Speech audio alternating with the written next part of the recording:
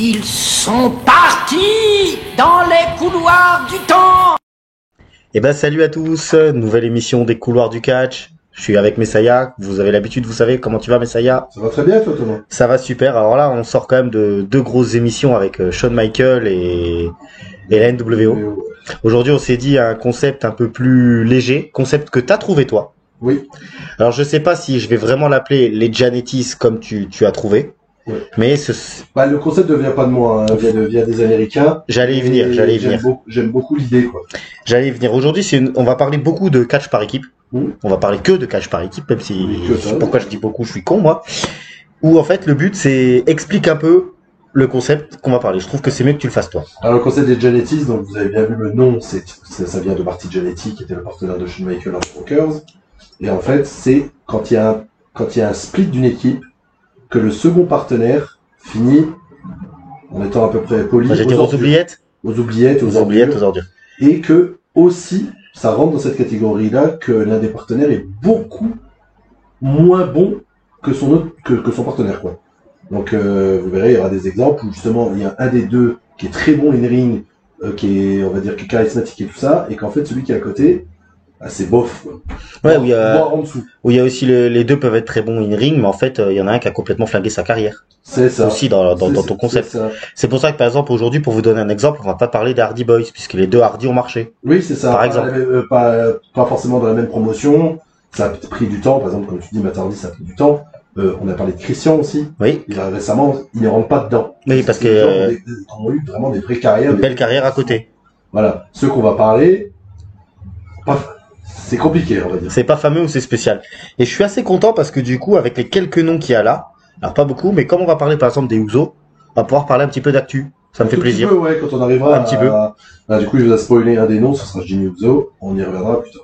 Non, mais là, de toute façon, on a respecté l'ordre que tu voulais. Donc, les Usos, c'est les 4, 5e, 6e noms, mais c'est pour dire qu'on fera de l'actu. Ça, je suis content, j'aime bien. Ouais, ça marche. Alors, eh ben, écoute, je pense qu'on va commencer par celui qui a donné le guest host de cette émission. Ah, une dernière chose, les amis, on a oublié de vous le dire, pensez à bien vous abonner, à mettre des j'aime, à mettre des commentaires, comme d'habitude, on vous le demande tout le temps. Et n'oubliez pas la cloche. Parce que là, c'est vrai que niveau le retour de la vidéo de la NWO, je suis très content. Déjà, j'étais très content de l'émission quand je l'ai réécoutée, et je suis très content des retours qu'on a eu, donc c'est positif, il faut que ça continue. Ouais, on vous remercie les amis. Voilà. Alors, tu as oublié de faire une pub que j'ai appris, on n'en a pas parlé ensemble. Thomas a lancé un Discord. Oui, parce que je l'ai lancé hier soir. Oui, c'est vrai que j'ai même pas pensé. Ouais. C'est en discutant avec un de nos abonnés qui me dit tiens, essayez voir de faire un Discord. Donc j'ai lancé un Discord. Le lien est sur les posts. Les posts de communauté sur YouTube. Bon, je vais voir un peu pour l'instant. Je découvre encore un peu tout ça, moi. Les couloirs du catch ont aussi une chaîne TikTok. J'essaie de mettre de temps en temps des petites vidéos dessus. Bon, c'est pas, j'ai du mal. Moi, je suis trop vieux pour ces conneries. Oui, c'est ça. On est un peu des boomers. Hein. Ah, chouïa. Donc du coup, on arrête la promo et on va commencer donc par le premier nom, le guest host de cette vidéo, Marty Jannetty. Eh bien, comme j'ai dit en début d'émission, Marty Jannetty, c'était le partenaire de HBK dans les Rockers, au fin des années 80, début des années 90. On en a un petit peu parlé dans la vidéo sur Shawn Michaels première partie. Mais je vais te mettre la pression, c'est parce que tu as dit que justement tu ne voulais pas trop parler de lui parce que tu gardais ses frasques pour cette émission. C'est ça. Parce que à l'époque, je l'avais dit dans la vidéo, au niveau in-ring, il est équivalent de Shawn Michaels.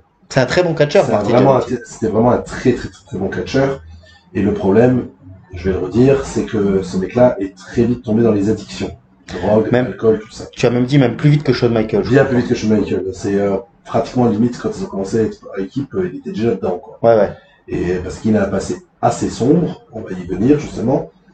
Et derrière, donc ils ont fait un bon petit parcours en équipe, où je disais, malgré que la nostalgie fait qu'on pense que les Rockers c'est une équipe de ouf. Toi tu as dit c'est des mid-quart d'heure. En fait c'est des mid-quart d'heure, en fait c'était une B-team, malheureusement. Mais ça a marqué les gens, parce que c'est tout flamboyant. Puis c'est c'est les premiers pas de Shawn Michaels. Ouais, c'est ça. Et aussi à la WWF, c'est l'une des premières équipes à faire vraiment du double team, quoi. Vraiment des moves synchronisés, des doubles dropkicks, des doubles sauts de troisième corde, des machins comme ça. Parce que on parlera d'une autre équipe un peu légendaire où, à part leur finish par équipe, c'est pas trop de moves par équipe. Eux, si. C'est les Dudley, donc tu parles? Non, je parlais de la Art Foundation. Ah, bah alors, excuse-moi, j'y étais pas du tout. Non, les Dudley font des moves par équipe. Ah, c'est vrai, mais moi je voyais le 3-10, pour ça que je dis. Il n'y a pas que ça. C'est vrai. Ils ont beaucoup des prises à deux. Et vraiment, les rockers ont popularisé ça. Il y en avait beaucoup sur les circuits indépendants et dans la NWA, comme les Rock'n'Roll Express, qui avaient commencé ça bien avant. Mais il me semble même Qui qu'ils avaient, catchent encore aujourd'hui. il me semble qu'ils avaient eu des rivalités avec eux justement dans les circuits indépendants, non, les Rockers. Je sais plus Avant. si c'était rencontré ou pas. Ou c'était les Midnight Express, peut-être qu'on C'était avait les dans Midnight l'émission. Express, ouais. Moi, je parle des Rock'n'Roll Express, qui est vraiment une équipe. Les rockers sont totalement inspirés d'eux, quoi. Je crois que même encore aujourd'hui, Matardi est un grand fan des Rock'n'Roll Il les Express. invite à chaque match, comment ça s'appelle, cinématique, à la finale d'Edition et tout comme ça, il les invite. Ouais, voilà. Parce qu'ils catchent encore. Ouais. L'un des deux moins, mais il y en a un, il catch Ah, tout. ils ont la soixantaine passée, non? Plus, même. Ah, carrément. Ouais, il fait des Canadian Destroyers, c'est toujours marrant à regarder. Toujours. C'est Ricky Morton, justement, qui fait ça, ouais. Et bon, pour revenir sur notre bon ami Marty, après la séparation au Barbershop, où Shawn Michaels va être touché en solo et que lui, ça va grimper genre, sans jamais s'arrêter, il voulait déjà les mettre en rivalité, forcément, après la séparation et tout, c'est un truc à quoi à jouer.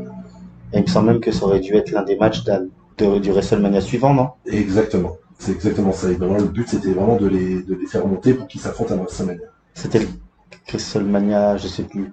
On est en 82, donc c'est WrestleMania. Ah, c'est le WrestleMania où il y a c'est le WrestleMania où il y a Ric Flair. Oui, avec Flair, donc c'est 92, donc c'est WrestleMania 8. Voilà, c'est ça. Voilà.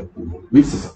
Et le truc, c'est que notre ami Marty, pour l'une des premières de nombreuses fois, va se faire renvoyer à cause qu'il faisait des no-shows, parce qu'il était défoncé, il respectait pas grand-chose, ça a été dit, jaloux de Shawn Michaels, forcément de son partenaire, il supportait plus, j'allais dire. Oui, ça on l'avait, oui. Mais par contre, ils étaient quand même contents de s'affronter sur le principe, mais les addictions de Marty, c'est pas possible. Donc, du coup, ils l'ont dégagé, ce qui a fait que Shawn Michaels n'a pas pu avoir ce match. Ouais, c'est vraiment dommage. Ils ont tenté de le rembaucher encore une fois, juste après. Et ils ont un match sublime à Raw, par contre. Justement, ils essaient de les remettre en rivalité un peu de temps en Je temps. me demande si c'est pas justement dans les tout premiers Raw. C'est dans les tout premiers Raw, pas le premier, parce que le premier, Non, Shawn ça, c'est sûr Michaels que et non. Max Moon. Mais ça doit être vraiment dans les 10 premiers Raw. En fait, ils ont un match qui est génial, un peu bizarre sur le selling, mais qui est très bon. Le problème, c'est qu'en fait, le gars est pas sérieux, en fait. Donc, du coup, ils peuvent pas lui faire confiance, ils peuvent pas le mettre. Mais comme Shawn Michaels, il le protège quand même un petit peu malgré tout, à chaque fois, ils essaient de le rembaucher, ils essaient de lui donner quelque chose. Il va faire partie des New Rockers. Donc, comme on a déjà dit, les équipes avec New dedans, par un nom déjà existant, c'est de la bite. Ça n'a pas manqué. Ou son partenaire, par contre, pour l'anecdote, c'est Al Snow. D'accord, ok, ouais. Il viendra Al Snow plus tard, qui est un très bon catcheur et qui est un très bon rond d'agent maintenant actuellement, je crois, à la TNA. Et CW aussi, à ce moment, non? Aussi, oui. Aussi, hein. Ouais. Et l'un des visages marquants de la OVW. Ouais. Même de la OVW récent, où en fait, il a beaucoup servi à ça. C'est lui avec la tête de poupée. Bien sûr, Ouais, avec c'est ça. Ed, bien sûr. Ouais, c'est Et ça. qui était en équipe avec Steve Blackman, où c'était très marrant avec le Edge Cheese, où il lui mettait une tête de fromage sur la tête. C'est comique, mais Al Snow est vraiment un personnage de fou. Ouais. Et très bon ami de Mick Foley. Donc vraiment Catch hardcore, après. catch hardcore, et vraiment Al Snow un grand esprit du catch. Mais notre bon ami Marty, pour revenir sur lui, ça a toujours été une catastrophe. Mais il y avait un moment très beau justement, c'est dans la rivalité Kurt Angle Shawn Michaels. Shawn Michaels refait un match par équipe avec Marty. Bah, c'est la folie à Raw, hein. C'est la Franchement, folie. c'est la classe. Il se fait défoncer par Kurt Angle. Je sais qu'il se fait aussi, vraiment, on le fait revenir face à Vince McMahon, on le fait revenir une fois aussi face à Chris Masters. On est au début des années 2000 pour ça. Ouais, c'est exactement ça. Donc plusieurs fois en plus, on le rappelle pour faire des clins d'œil à Shawn Michaels et tout. Mais le mec en fait est détruit, complet. Et en fait, il ne s'en est jamais relevé. Et je voulais justement venir sur ces frasques. Ça a beaucoup fait polémique, donc je vous renvoie une vidéo d'un mec bien plus connu que nous, qui est Mr. Rocking dans l'iceberg du catch, voilà, sur les trucs bien sombres. Il a un paragraphe justement sur la troisième partie sur Marty Jannetty où il explique beaucoup plus en détail, où vraiment il aurait un meurtre à son actif qui a jamais été, on va dire, enquêté, élucidé, mais qu'il a reconnu lui-même sur son Facebook. Des affaires un peu, je peux pas trop dire le mot, mais avec des enfants. Ah ouais, carrément. Voilà, c'est ça. Et il parle beaucoup de son frère qui est mort, qui est revenu du Vietnam et que ça l'a traumatisé et qu'il aurait tué quelqu'un. Vraiment des affaires bien sombres et qu'en fait le mec est complètement défoncé. Oui, de toute façon, c'est un mec qui était perdu peut-être pour la célébrité, en fait. C'est ça, je pense que le mec, en fait, lui, parce qu'il était quand même un peu plus vieux que Shawn Michaels, mais il était quand même très jeune. Et lui, en fait, il a tout cas lié, mais très peu de temps. Et c'est un miracle qu'il soit pas mort. Hein. Ouais. Parce que vu que ses phrases, on va dire, ça continue. Dès qu'il communique, c'est cringe. Moi, je me rappelle d'avoir lu une interview de lui, mais il y a déjà quelques années, hein, à l'époque où justement Vince le rappelait, où il avait dit qu'en fait il ne regrettait pas sa carrière et que c'était comme ça, que c'était le destin. Oui. Qui, Oui, mais c'est un gros croyant. que pour lui Malgré finalement il a eu la carrière qu'il devait avoir. Alors il aurait certainement pu avoir beaucoup mieux, parce que je me demande même si on n'est pas peut-être sur toute la liste de catcheurs qu'on est là, en termes de in-ring pur, c'est pas le meilleur. C'est peut-être l'un des meilleurs. Ouais. C'est pas le meilleur de la liste, mais c'est l'un des meilleurs. C'est l'un des meilleurs, et c'est celui qui, même s'il aurait jamais pu aller peut-être tout en haut, il aurait certainement pu avoir une place en mid-card Mais déjà, très solide, quoi. Déjà, lié à Shawn Michaels, donc ça veut dire que de temps en temps, on aurait pu le passer upper mid-card ou des trucs comme ça, juste parce qu'il était toujours lié à Shawn Michaels. Et puis même Ça lui aurait fait des ponts, en fait. ouais, et puis ça aurait pu lui permettre, il aurait même pu faire partie de DX, par exemple, une connerie comme ça, mais Non, mais c'est ça. ça aurait pu d'être l'ancien acolyte de Shawn Michaels, ça aurait vraiment pu faire sa carrière. Ah. Et manque de peau, Après, à l'époque, comme tu dis, il a dit comme quoi c'était comme ça et qu'il acceptait, on va dire, le dessin de sa carrière et tout ça. Mais vu la drogue et tout ça, il a, comment dire, je pense qu'en fait, le gars n'est pas conscient non plus de tout, quoi. Non, mais je pense qu'il y a même des trucs qu'il doit même plus se rappeler. Ouais. Parce que je crois que pareil, il y a certains matchs où il se rappelle même plus, moi. Oui. Pour avoir lu des trucs sur lui. Alors que, par exemple, un mec, je fais un parallèle avec un autre catcheur qui a des gros démons et que j'adore, qui est Jake Roberts. Lui, par contre, il regrette. Et il l'a dit, parce que justement, lui, il est clean maintenant. Et il a dit, en fait, je suis un diamant qui n'a pas été poli. À ce qui paraît. Et c'est vrai, parce qu'il est monstrueux, Jake Roberts. Je sais plus, il avait dit qu'on avait peut-être vu que 25 ou 30% du vrai Jack Roberts. Ouais, c'est exactement ça. Et peut-être pas dans le in-ring, mais dans le personnage. Non, lui, c'est dans le personnage. C'était quelque chose. La psychologie, parce que le gars ne faisait pas grand chose dans le ring, mais par contre, il arrivait à mettre de la psychologie sur un truc hyper simple, quoi. Mais c'est vrai, essayez les amis, si vous avez la possibilité de retrouver, vous tapez les Rockers, ça doit être 2002-2003, parce que c'est l'année où Shawn Michaels affronte Kurt Angle à WrestleMania. Et regardez Arrow comme les gens étaient contents de les revoir. 2005. 2005, c'est aussi loin. Bah oui. Le premier Kurt Angle, Shawn Michaels, c'est WrestleMania 21. Alors, tu sais pourquoi je confonds avec Jericho? Ah oui. Je confonds avec Chris Jericho. Ouais. C'est WrestleMania 19. C'est ça. Alors j'ai confondu, excusez-moi. Donc regardez avec justement la rivalité avec Kurt Angle, où justement Kurt Angle rappelle tous les anciens de Shawn Michaels, parce qu'il rappelle même j'ai hâte Jerry. qu'on parle de ce segment. Bah ça va être c'est la deuxième émission de la carrière de Shawn. Ouais. Mais là franchement regardez à quel point le plaisir que les gens ont eu de retrouver Marty Jannetty et les Rockers, c'était quand même quelque chose de cool à Ouais, franchement ça c'était vraiment émouvant. Ouais, c'est clair. Est-ce que tu as encore quelque chose à dire sur Marty Jannetty? Je pense qu'on a fait le tour. Donc on peut passer au candidat suivant. Alors là, on va parler peut-être de l'une des plus grandes équipes de l'histoire du catch. Oui. Je pense que je suis pas loin. Ben, oui et non. D'accord. Ah, bah, carrément. Oui. On va parler de la Hart Foundation. C'est ça. Et donc du gros décalage qu'il peut y avoir entre Bret Hart et Jim Neidhart. Exactement. Quand je l'ai tout dit sur son point où tu dis l'une des plus grosses équipes de tous les temps. Peut-être l'un des plus grands clans de tous les temps. Ouais, c'est vrai que c'était un clan. Quand il y a eu après, mais à ce moment-là, l'équipe, c'est une équipe mythique. Mais je sais pas si on peut les rentrer dans les équipes les plus grandes de tous les temps, justement, par rapport à la différence in-ring déjà. Donc on va parler de notre ami Jim Neidhart, le The Anvil, l'Enclume. Du coup, je fais un petit big up à Ishtu de la chaîne L'Univers d'Ajus, le grand ami de Christophe Ajus, qui est son catcheur qui déteste le plus au monde. Il l'appelle l'Enclume, il dit qu'il sert à rien. Bah en fait, c'est la traduction de The Anvil. D'accord, ok. C'est l'Enclume. Mais oui, c'est vraiment... Mais par contre, moi, je vais quand même dire des qualités quand même. Mais alors tu vois, par contre, eux, c'est l'une des équipes pour moi qui est le plus bizarre. Alors je parle pas en termes de in-ring, je parle pas en termes de soi. C'est que j'ai plein d'images de Bret Hart dans sa carrière, en solo, pas en solo, tant que tu veux. Et l'Enclume, ben, j'en ai très peu. Après, c'est normal, c'est pas du tout ton époque aussi, parce que eux, ils ont vraiment marché durant les années 80. Ouais, c'est vrai, mais Parce même... que Bret Hart est parti en solo fin 80, début 90. Ouais, mais c'est vrai que même après lui, c'est là où tu te rends compte que sa carrière, elle a complètement plombé. Ça a été une catastrophe. Parce qu'en fait, il y a peu d'images de lui, quoi. Bah, il a été là durant la Foundation, il a été souvent aux côtés de Owen Hart après, mais il a eu des personnages immondes, des gimmicks immondes à la WCW, j'en parlerai même pas. On parle de son départ dans une des émissions. Bah, qu'il a voulu partir. Ouais, on parle du moment... Oui, et que c'est pour ça... Qu'en fait, il est pas parti et que les Rockers n'ont pas eu le titre. Voilà, c'est ça, c'est ce que tu dis. Mais lui, vraiment, les passages WCW, j'ai même pas envie d'en parler parce que c'est une horreur. Ah, à ce point-là? Ah oui, c'est une catastrophe. Dans le personnage ou dans tout? Dans tout. Que ce soit le personnage, l'acting et le in-ring. Rien qui va. Voilà, donc je vous laisserai aller faire vos petites recherches et parlez-moi dans les commentaires si vous avez eu des choses. Ouais. Comme ça, je garde un peu le truc mystère. On va revenir sur la Foundation de l'époque. Et ben à l'époque, le plus populaire des deux, c'était Jim Neidhart. Je l'avais déjà dit, en fait, il a beaucoup aidé Brett à savoir faire des promos. Ouais. Parce qu'on est dans les années 80, on est dans la Hogan Era et un peu post-Hogan Era. Le plus important à la WWF, c'est pas de catcher, c'est de savoir faire des promos et d'avoir un personnage, l'argent Life qui sort des cadres, des cadres, et des codes. Ouais, des codes. Et Jim Neidhart, c'était le cas. Allez voir quand ils faisaient des promos à deux, justement, à l'époque de la WWF, ils avaient Jim Neidhart, ils avaient, comment il s'appelle, Jim Hart en manager, alors qui n'est pas un Hart. C'est ce que je t'avais demandé, ouais.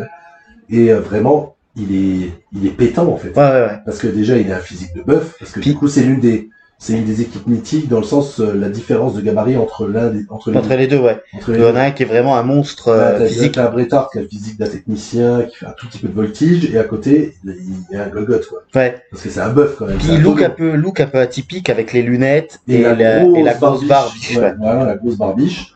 Et en fait c'est vraiment lui qui a appris à Bret Hart à faire des promos. Parce que lui, quand on voit ses promos, il est pétant, il est vraiment dans les codes de l'époque, donc c'est-à-dire qu'il hurle. Vraiment, c'est un mec qui hurle beaucoup. Neidhart qui avait quelques années de plus que Brett, hein. Oui, il est un peu plus âgé, ouais. Et du coup, ça a beaucoup aidé Brett plus tard pour pouvoir se lancer. C'est lui qui lui a donné des lunettes, il me semble. Parce que justement, de faire des promos avec des lunettes, ça permet de se voir pas le regard. Et comme Brett avait du mal à soutenir le regard. Il avait les yeux qui fuyaient partout, Brett. Ouais, comme Macho Man. Voilà, il regardait tout partout, donc il a mis des lunettes. Voilà, les deux sont réputés pour ça, c'est pour ça qu'ils ont des lunettes, ça leur permet, en fait, justement, qu'on voit pas leurs yeux et partir dans tous les sens. Et dans le in-ring, vraiment, c'est un powerhouse mid. Vraiment, il est pas bon.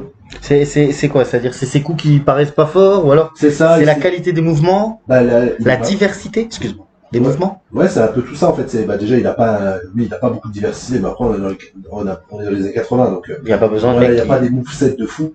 Mais lui déjà, il a un moveset très faible. Il fait pas stiff pour son gabarit. C'est ça le souci, c'est que beaucoup de ses coups paraissent smooth, sloppy. Vraiment, quand on voit catcher du Jim Neidhart, tu sais, la suspension d'incrédulité, elle est pas là. Vraiment, on se dit putain, on se fait chier quoi. Ouais. On sort son téléphone. Ouais, parce que ça manque de. Il est pas bon. Ouais. Ch'tou a raison là-dessus. Dans le in-ring, je pense qu'il doit être dans le. J'exagère peut-être, mais il doit être dans le top 15 des pires catcheurs ever. Ah, carrément. Ah oui, il est pas bon. Il est vraiment pas bon. Ben, quand il était avec Bret Hart, il y avait Bret Hart qui catchait très bien, et puis il faisait tag, il était un peu flamboyant, il mettait tout le coup de la condamnage, Art Attack, et on était content, tu vois. Mais, vas-y. Mais, en solo, aïe. Et c'est pour ça qu'en fait, parce que quand tu dis tout à l'heure qu'en termes de popularité, il était même au-dessus de Brett, auprès des fans, tu parles, hein. Bien sûr. Mais est-ce qu'il n'y a pas aussi un moment où les exécutifs se sont dit, il y a peut-être plus d'argent à faire avec lui qu'avec Brett? Et à l'époque, on pensait faire plus. Vraiment, on pensait que c'est lui qui aurait une belle carrière. Le physique, le fait qu'il ait, comme j'ai dit, il était dans les codes, qu'il hurlait, tout ça, qu'il était atypique. Forcément, dans les années 80, tu vois les deux, tu vas pusher Neidhart. Parce que je rappelle que la grosse star, c'est Hogan. Tu mets Bret Hart face à Hogan, il fait la moitié de lui. Ouais, c'est. Voilà. Et à l'époque, Bret Hart était ce que j'aime bien, c'est qu'on dit que Bret Hart et Shawn Michaels sont un peu petits, mais pour les codes de l'époque, pour les codes de maintenant, il serait grand. Oui. Il serait dans les tailles moyennes, en fait. C'est ça qui est fou, hein. Mais à l'époque, il faisait partie des petits. Et en fait, on n'allait pas pusher les petits. Parce qu'à l'époque, de toute façon, Vince, il fantasmait sur des warlords. Comme on dit, Vince McMahon, Love, Bleak, Straight Man. Ouais. Voilà, il aime des gros muscles, hein. Oui, c'est ça, ouais. Lui, il voyait que ça. Après, ce que je pense, soit peut comprendre, parce que tu en avais parlé dans une de nos émissions, où quand on regarde du catch aussi, c'est pour voir des physiques hors normes. Bien sûr. C'est important. Je suis super content d'avoir des physiques, entre guillemets, normaux, d'avoir aujourd'hui des normaux. Je me comprends, hein, les mecs sont quand même, par rapport à nos physiques, ils sont quand même balèzes. C'est pas ce que je veux dire, mais des mecs un peu plus passe-partout qu'avant. Mais que de temps en temps, je suis toujours impressionné quand je vois un Braun Breaker arriver avec les muscles et tout et te mettre un spear. C'est ça, et que ce soit dans les deux sens, parce que souvent on fait le parallèle avec McMahon, quand il y a eu le procès des stéroïdes, après il mettait des gros porcs, tu vois, des gros physiques, ouais. Des gros physiques parce que ça impressionne. Comme Yokozuna. Oui, comme Yokozuna, mais ça marche encore aujourd'hui. Là, t'as parlé de Braun Breaker, moi je parle de son acolyte actuel. Bronson Reed, j'adore. Moi, bien super, arriver, ouais. Ça m'impressionne. Moi, avoir un énorme bonhomme comme ça qui fait des sauts de la troisième corde, c'est super. C'est génial. Mais on est dans des physiques atypiques. Exactement. Ça, c'est génial. Comme on dit, l'argent d'un life. Et pour Neidhart, c'est quoi? C'est une séparation avec Brett? C'est une rivalité qu'ils ont tous les deux? Je me rappelle même plus. Ils n'ont pas de rivalité ensemble. Ils se séparent comme ça. Ils se séparent, il me semble que Neidhart, justement, part de la compagnie aussi. Que, c'est post-procès des stéroïdes et qu'en fait, McMahon il est obligé de chercher un mec sur qui il peut porter la compagnie, mettre son titre. En fait, il se dit putain, en fait, j'ai le bosseur devant moi qui a vraiment un physique justement normal et qu'en fait, je sais que je peux lui faire confiance, Bret Hart, même si il repart vite sur Yokozuna parce qu'en fait, il ne voulait pas mettre Bret Hart, mais au bout d'un moment, Bret Hart a eu une popularité qui a explosé, quoi. Et qui est l'un des catcheurs les plus aimés qui sort du catch. Et puis, par exemple, on peut revenir sur Et c'est grâce à son travail, excuse-moi, je te coupe. Bret Hart, c'est grâce à son travail qu'il a réussi à créer une connexion avec les fans. C'est l'un des premiers catcheurs sachant catcher qui a été aussi populaire. Oui, c'est vrai. Je le maintiens. Je le dis et c'est vrai. Quand on regarde la popularité de Bret, elle est folle furieuse, quoi. Oui, oui. Bret Hart, c'est l'un des rares catcheurs où le Madison Square Garden était sa maison. Oui, oui. Extrêmement aussi populaire en Europe. En Europe et au Canada, forcément. Tu vois. Et chez lui. Et moi, tu vois, j'allais parler des big men. Tu vois, par exemple, on peut faire un parallèle avec l'Undertaker qui était très grand, mais qui n'était pas énormément musclé à l'époque quand il arrive en 80. Non, pas du tout. Pas du tout. Il était musclé, mais classe. Donc lui, il passait bien justement dans les nouveaux, dans ce que voulait McMahon, à savoir un mec impressionnant physiquement, mais pas piqué de partout, quoi. On en avait déjà parlé dans sa vidéo dédiée. Le meilleur exemple là-dessus, c'est Nash. Oui. C'est Nash, parce que Nash, il est gigantesque, il fait très musclé, mais il fait pas stéroïdé. En physiquement, on peut dire, le Taker et Nash se ressemblent en termes de caractéristiques physiques. Sauf que Nash, au niveau des pectoraux et des épaules, il fait pratiquement du Taker. Ouais. C'est ça qui est fou, en fait. Et qui ne fait pas stéroïdé. Les deux, tout d'accord. Ouais. Tout à fait d'accord. C'est vrai que c'est moins, par exemple, que le Bulldog. T'as fait une blague en off, j'ai envie de la refaire. Le Bulldog, tu lui mets un post-it sur l'omoplate, il est foutu. Hein. Ah, il peut pas l'enlever. Il peut pas l'enlever. Il peut pas l'enlever. Il peut possible. Alors du coup, est-ce qu'on enchaîne sur le troisième nom? J'aime bien cette émission parce que ça permet de parler un peu, de partir dans tous les sens et de parler plein de catcheurs. Moi, j'aime beaucoup nos petites émissions comme ça. Ouais, puis de toute façon, là, je peux pas partir sur une grosse. Hein. Ouais. On a quand même fait pas mal plancher sur les deux dernières. Et pour la suite, vous allez voir, ça va être cool aussi. Ah bah de toute façon, je l'avais teasé, il me semble. Il y a DDP et il y a la deuxième partie de Shawn Michaels. Voilà, on finira la saison 3 sur ça, et on prendra peut-être un petit hiatus parce que ce sera les vacances d'été, peut-être une semaine, on verra bien tous les deux. Et on se repartira vers une belle saison 4, encore bien, avec plein de surprises. Le nom suivant, par contre, alors là, c'est peut-être le contraire de Jannetty. Là, je pense qu'on est peut-être sur le catcheur le moins bon de toute la liste. Alors moi, je me rends pas compte, les amis. C'est des choses que Messiah me dit, ça fait combien de temps qu'on se connaît? 15, 16, 17 ans? Ouais, c'est un peu ça. Ça fait que tu me dis que Stevie Ray et Booker T, c'est la plus grosse gap de différence entre les deux. Ah bah franchement, c'est les abysses de l'océan et le mont Everest. Vous voyez, ah ouais, c'est un truc de fou. Donc lui, Stevie Ray, donc le partenaire de Booker T dans les Harlemites, à la WCW. Vraiment équipe de fou, mine de rien. Ah ouais. Et en plus, on est quand même, on est dans les années 90, l'image des Noirs aux États-Unis était toujours compliquée. Ouais. Regardez bien la WWF avec la Nation of Domination, par exemple. Chaud, ça. Ouais. Chaud, ouais. ça. On en parlera un jour dans un... Bah déjà, le jour où on fait l'émission de The Rock, je propose qu'on en parle beaucoup. Ah, peut-être, ouais. Peut-être on pourrait se concentrer là-dessus, parce que c'était violent, quand même. Mais je sais pas si on pourrait faire sur YouTube, une émission spéciale, le racisme à la WWE, parce que... Franchement, on pourrait, hein. C'était un truc de fou. Hein. Ouais, si vous êtes intéressé justement par ça, dites-le nous. Hein. Le traitement des catcheurs de couleur à la WWE. Ouais. Bon, je pense qu'on sera jamais sponsorisé par eux, là, si on fait ça. Ah bah non, mais je veux pas. On sera pas invité à Clash.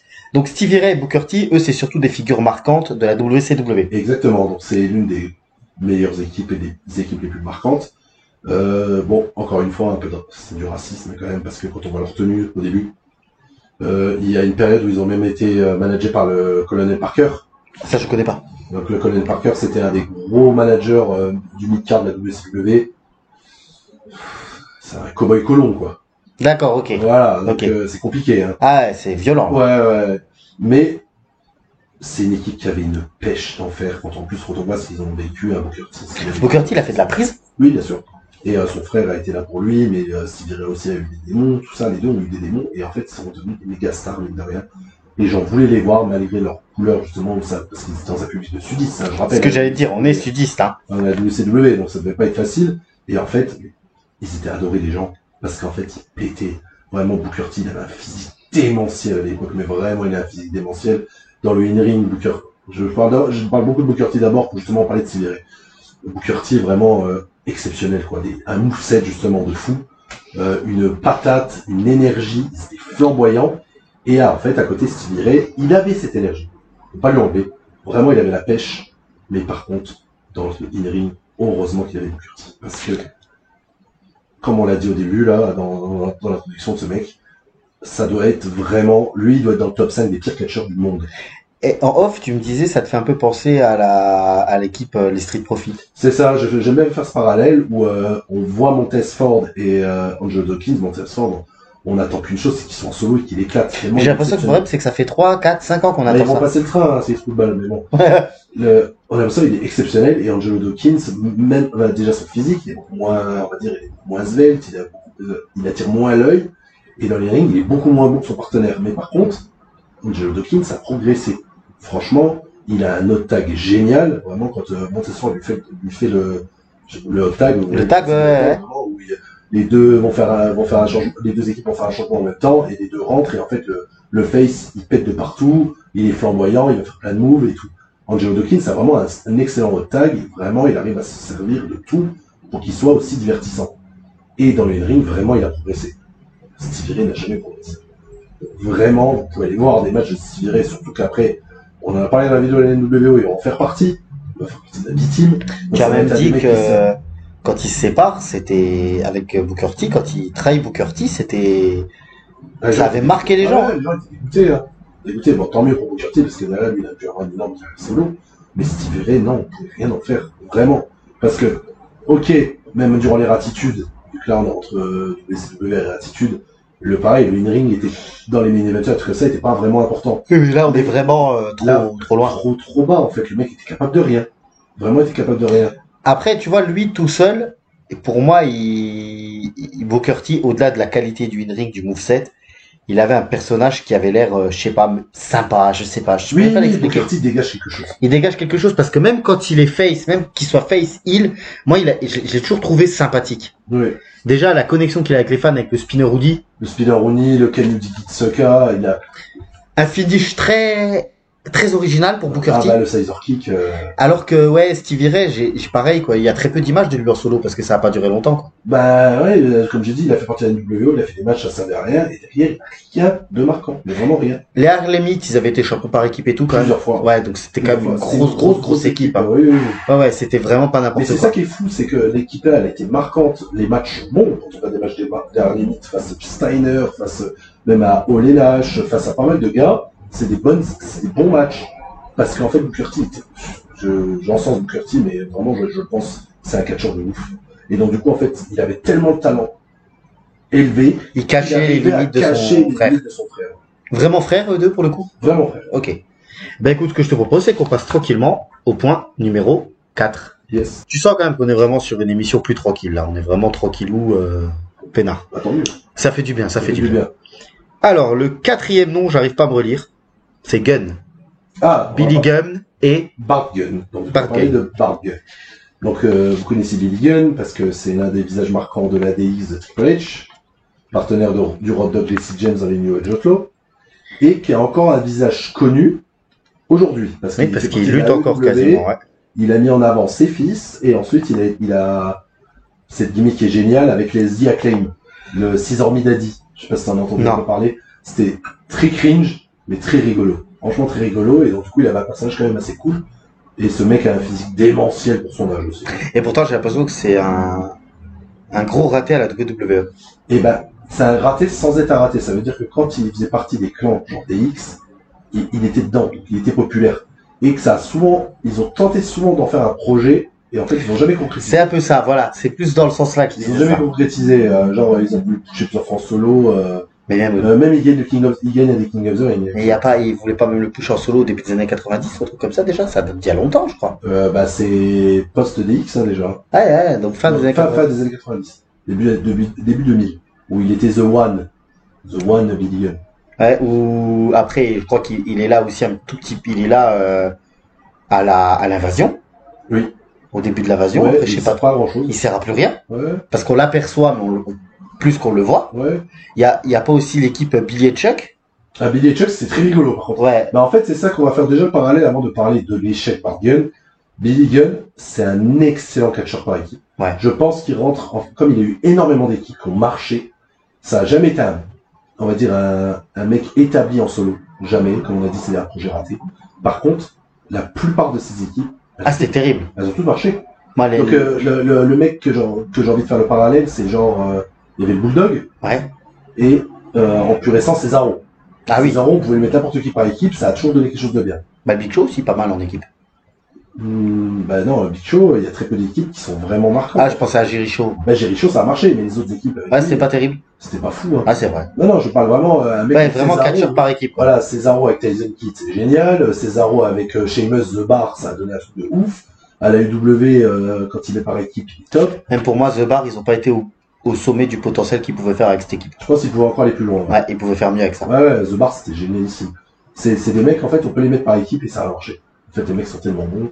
Et Billy Gunn en fait partie. Parce que les Smoking Guns, même si ça faisait partie des équipes un peu vieillottes, ça a marché. Les mecs ont touché le titre et tout, ils étaient à la télé, ils avaient tout l'antenne. Les New Age Outlaws, niveau overness, on éclate Moi, tout, hein. l'entrée des New Age Outlaws, c'est mon entrée préférée, je pense, Par de équipe. toute équipe du catch. Ouais, bah Road Dogg au le micro. Road Dogg, c'est... Ah, il est moyen au micro. Ouais. Oh, la vache. Ah, le putain. À quel point qu'il les a même ressortis en 2014, souviens-toi. Ouais. Et de toute façon, il me semble que quand il y a la DX complète sur le ring, quand ils font des trucs anniversaires avec Billy c'est Road Gunn Dogg et qui tout, parle. c'est Road Dogg qui fait la présentation. Déjà, ça te classe le mec. Ouais, non, les New Age Outlaws, ça pète. Ouais. C'est vraiment une équipe de fous. Billy et Chuck, mine de rien, bon, c'était cringe. Ça Ouais. ne pourrait plus trop faire maintenant. Non, il faudrait pas. Voilà. Ça finit sur un faux mariage, non? Ça finit sur un faux mariage, ouais. Ou avec, c'est Bishop déguisé en prêtre. Exactement, c'est ça, avec l'intervention des Fluides pour un Oui, alors je me rappelle avoir regardé le truc parce que comme je dis, j'avais le DVD des Casandro. C'est long. Ah, c'est trop long, hein, ça. Ah c'est long, putain, mais- c'est long. Ah, Et c'est malaisant, en plus. Ah, c'est un peu malaisant et c'est long parce qu'en fait, alors, on vous explique les amis, c'est 2 catcheurs par équipe, Billy et Chuck, et on leur fait un petit peu une gimmick comme quoi ils seraient ensemble, Ouais, c'est ça qui sont homosexuels. qui seraient homosexuels et qui vont se marier. Oui. Donc, Sauf qu'en ah, fait, bon, eux sont, pas homo. en fait, ils sont pas homo. En fait, on a eu l'impression durant toute leur run, et en fait, au moment du mariage, et comment ça, un mariage et tout, en fait, c'est malaisant de ouf. Ouais, c'est malaisant. Ils étaient aussi managés par Rico. Ouais, Rico Et- Costantino. Voilà, donc c'était génial. Moi, franchement, Billy et Chuck, vous pouvez aller regarder du Billy et Chuck, moi je trouve ça très très drôle. Et c'est comme pour dire que les mecs étaient quand même assez hauts dans la division par équipe de l'époque. C'est quand même eux qui perdent leur titre face à Hogan et Edge. Ah oui! Donc voilà, c'est quand même au 4 juillet, c'est quand même Où incroyable. Edge est comme un gosse. Bah oui, mais normal. Donc on va revenir sur Bart Gunn, parce que j'ai un long point sur lui qui va être très marrant. Vous allez être content, je vais reparler de Vince Russo. Donc la séparation des Smoking Guns, en fait, c'est faite parce que ils ont lancé un concept vraiment stupide, je vous le dis.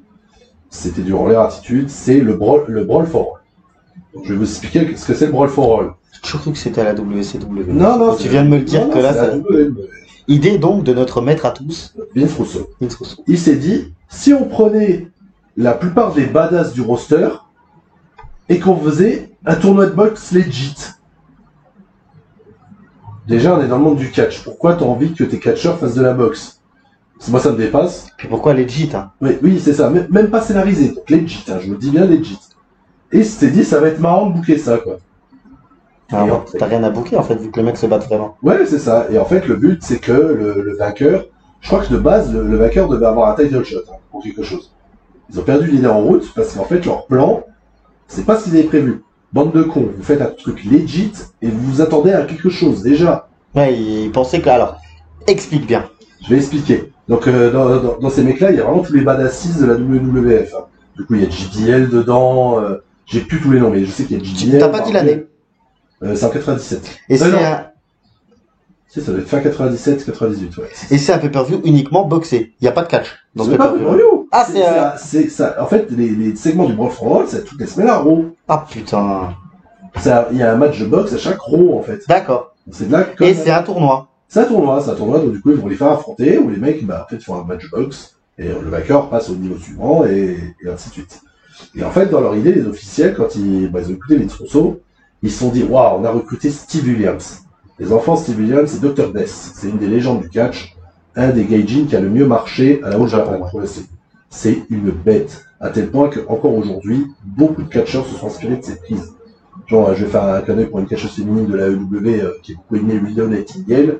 son finish, c'est la Death Bomb, la Dr Death Bomb, et ben en fait, ça vient de ce mec-là. D'accord. Donc c'est vraiment un mec qui a inspiré beaucoup de gars, et c'était en privé l'un des meilleurs amis de Jim Ross. Donc quand Jim Ross était heureux d'avoir réussi à le recruter, parce que c'était un de ses meilleurs amis, il savait que c'était un catcheur de ouf, et il espérait qu'il ait une carrière de ouf aussi aux États-Unis à la WWF. Et le mec est un gros badass. Il s'est dit, on a vu ses matchs et tout ça, lui, on va faire le brawl for all, et en fait ça va être pour lui, on sait que ça va être pour lui, il va tous les défoncer. Il va maraver tous les grosses têtes du... Voilà, et comme ça on va faire un monstre et toucher derrière. Et ben malheureusement, pour les deux, parce que Bart Gunn ça va le desservir. Premier tour, Bart Gunn contre Steve Williams. Donc l'équipe elle vient de lâcher. Voilà. Donc Bart Gunn c'est en fait son premier truc en solo. C'est le brawl for all. Ah ouais, super. Ouais, déjà, bah, Et normalement il aurait dû se faire coucher par... par Steve Williams. Ils étaient tous convaincus. Hein. Je connais beaucoup cette anecdote parce qu'ils ont fait un Dark Side of the Ring dessus. Je vous le dis, si vous pouvez aller le voir, c'est très rigolo. Et finalement, Bart Gunn... Et bah en fait, Bart Gunn défonce Steve Williams sur son énorme gauche. En fait, Bart Gunn, en fait, c'est un vrai badass, mine de rien. Et qu'en fait, en boxe... les frères Gunn, je m'y serais pas trop frotté quand même. Oui, quand on voit leur physique. Ouais, même ils doivent pas être trop sympas, tu vois. J'aurais pas envoyé mon ballon de foot dans leur jardin, tu vois ce que je veux dire. Bah, surtout que c'est encore des mecs qui viennent du football mec. Hein. Oui. Ça se voit dans leur physique. Oui, ça se voit, ouais. Et du coup, Bart Gunn, comme je dis, il a une gauche exceptionnelle. Et en fait, il couche Steve Williams. Donc quand ils ont vu ça, on est en direct. Hein. C'est legit, on est en direct. Hein. Donc on peut rien contrôler. Hein. Et en fait, ils font ah merde. Ah merde. Mais en fait, Steve Williams, comment on va le coucher derrière? Du coup, ça détruit la carrière de Steve Williams. La WWF, il ne savait rien. Malheureusement. Plus derrière, il va servir. Je sais même pas pourquoi ce mec a accepté ça. Il va être derrière le meilleur ami de Vince Russo, Ed Ferrara, quand il va faire Oklahoma. Ouais. Tu te souviens? C'est quand il parodie Jim Ross. Voilà, c'est ça. Parce que Jim Ross avait eu son problème, sa paralysie faciale, et il y a l'autre qui parodie Jim Ross. Voilà. Et il a Steve Williams en plus pour le protéger. Donc c'est vraiment honteux. Donc ça veut dire que Steve Williams, qui est le vrai ami de Jim Ross, a accepté d'être utilisé dans une parodie de Jim Ross à la WCW. C'est là où il fait toujours Stone Cold, c'est ça, non? Ouais, c'est ça, il a dit Pignata. Ouais, c'est ça, voilà. Comme ça. Viagra de Paul, Viagra, catastrophique. Et donc du coup, en fait, Bart Gunn, ça va lui coûter sa carrière aussi. Parce que, comme en fait, il voulait qu'il perde, ce mec-là, en fait, il voulait pas le toucher. Donc déjà, de base, il était déjà mal barré. C'était pas un mec, de toute façon, qui était prévu pour avoir un haut truc. Voilà, c'est ça. Sauf qu'en fait, le gars, il couche chez Williams. Je crois que le tour d'après ou 2 tours après, il couche JBL. Donc le mec est vraiment un badass jusqu'au bout, hein, parce que JBL, il fallait quand même y aller pour lever des jetons dans le buffet, quoi. Et en fait, ils oublient l'idée du title shot, comme j'ai dit. Et en fait, il va se retrouver à WrestleMania face à un vrai boxeur. Et pas n'importe quel vrai boxeur. Pour ceux qui connaissent un peu les films américains ou qui regardent vraiment le monde du sport en général aux États-Unis, ils vont lui mettre en face Butterbean. Donc Butterbean, c'est un super poids lourd de la boxe. Je crois qu'il n'a pratiquement aucune défaite en boxe. Je crois que sa seule défaite, ça doit être du MMA. Ouais. Le mec, c'est un tonneau. Il a pas de cou. Il doit peser 140 kilos au bas mot. Et c'est un monstre. C'est une machine à KO. Mais quand je vous dis c'est une machine à KO, c'est très impressionnant, Butterbean. Je sais que, par exemple, moi qui est fan des Jackass, ils l'ont même appelé dans un... D'accord, ok, je vois qui c'est. T'as été regarder les photos? Ouais. Tu vois, il est assez connu. Donc c'est un tonneau. C'est un petit gros. Ouais. C'est un petit gigantesque gros. Il fait 1m82 pour 205 kilos. Oui, donc c'est pas petit. Mais voilà. Ils disent 205 kilos. Putain, moi j'ai dit 140 kilos, non, j'en étais loin. Hein. Et ce mec-là est vraiment une machine à KO. Et en fait, ils vont envoyer Bart Gunn, qui a gagné le Brawl for All, affronter ce mec-là à WrestleMania. Et il se fait démonter. Et il se fait démonter en même pas... Avec les entrées, ça dure 2 minutes. Et c'est fini pour Bart Gunn. Ça clarifie. Complet. Ouais, donc en fait, il y avait rien à faire avec lui. Alors que Billy Gunn, il y a quand même des tentatives. Billy Gunn, lui, il est en projet. Après, Billy Gunn, il a été assez intelligent pour se rapprocher des bonnes personnes. Oui, notamment les membres qui restent de la clique. C'est un triple H surtout. Ouais, parce que Shawn Michaels était déjà peut-être plus là à ce moment-là. Il était déjà parti, parce que justement, le New Japan rejoint DX le lendemain de la semaine. Au départ de Shawn Michaels. Mais même si Shawn Michaels était quand même encore présent dans les vestiaires, je pense, à ce moment-là. Oui, mais... Quand il était avec Austin... En train de picoler. Léger. Ben, je suis très content parce que tu peux enfin parler du Brawl for All, ouais. L'idée de la boxing. N'hésitez pas à aller voir ça, les amis, parce que c'est des choses qui ressortent un peu de l'ordinaire. Surtout quand on voit la WWE un peu aseptisée de maintenant. Et je pense qu'on va passer au nom suivant, où on risque un petit peu de se taper dessus. Oui, parce qu'on n'est pas d'accord. Voilà. Alors, dites les amis que j'ai raison, s'il vous plaît. Et j'ai une question à poser. Il y a un mec qui m'a dit dans la vidéo sur les commentaires de l'NWO qu'il y a un de nous deux qui avons la voix de Pascal Legitimus. Ah, c'est lequel des deux? Alors c'est ce que je me pose comme question. Je pense que ça vient. Je pense que je dirais plutôt toi, du coup. Ah ouais? Ouais. Ok. Bon alors j'aurais fait un super doubleur et je suis en train de rater ma vie. Parce que très gros doubleur, Pascal. Alors on y va. On reprend donc les Ouzo. Yes. Donc, on aurait fait cette vidéo il y a quelques mois. On vous aurait dit, ben non, c'est le cas maintenant, on va dire, dans les faits et dans le palmarès, que Jimmy Uso est le Janitis de Jey Uso. Oui. Mais, Néanmoins. à l'époque, on disait vraiment quand ils étaient en équipe que Jimmy Uso déjà était moins bon in-ring que Jey Uso. D'accord, ouais. Les deux, par contre, est une équipe, forcément, ils sont jumeaux, donc c'est fusionnel. On s'attendait pas du tout à ce que ces mecs, surtout Jey Uso, soient en solo. Est-ce qu'on est pas loin de la meilleure équipe L'une des meilleures équipes WWE. Ouais. WWE. Ouais, de l'histoire de la WWE. Ouais. Et ils sont exceptionnels. Alors l'équipe sont vraiment très bons, même si dans les dernières années, surtout période Bloodline, moi, je nuançais sur le fait que, en fait, ils ont commencé un peu à se mettre les mains dans les poches. Parce que la majorité des matchs, c'est des super kicks. C'est exactement ce que j'allais te dire. Alors j'allais te dire, et je te jure, je pensais à ça, moi, à un moment, à la fin, c'était des super kick Hellfest. Alors, Super on Kickfest. se moque beaucoup d'une autre équipe parce qu'on voulait les mettre en parallèle des Young Bucks, qui sont décriés, alors que, ça c'est mon point de vue, et on est beaucoup à partager, eux font partie de l'une des meilleures équipes de tous les temps. Ouais, c'est différent. C'est différent.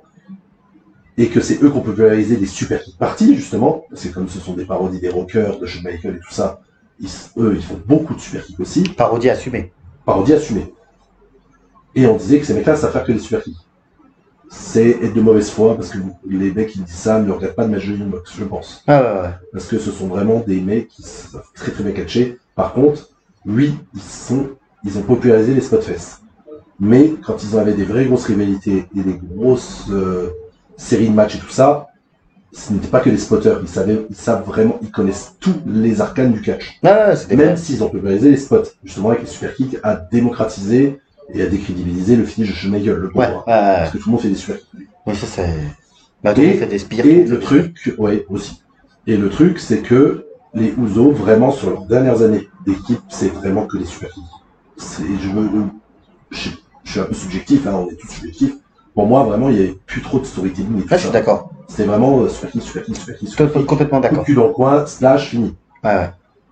Et on s'est dit, bah, Jimmy Uso, surtout qu'il a eu des grosses blessures, qu'il a eu pas mal de problèmes d'alcool, lui aussi, tout ça. C'est lui qui a eu plus de soucis que l'autre. Ouais, bah, c'est Jimmy Uso qui a eu plus de succès. Non, de soucis. Ah, de soucis, ah, pardon. C'est Jimmy. Oui, c'est Jimmy qui a eu des Et problèmes. c'est lequel, on va faire un tout petit poil de gossip, c'est lequel qui est avec Naomi? C'est Jimmy. C'est Jimmy, d'accord, ok. Donc Jimmy avait pas mal de soucis aussi, on va dire, d'alcool et de soucis autres.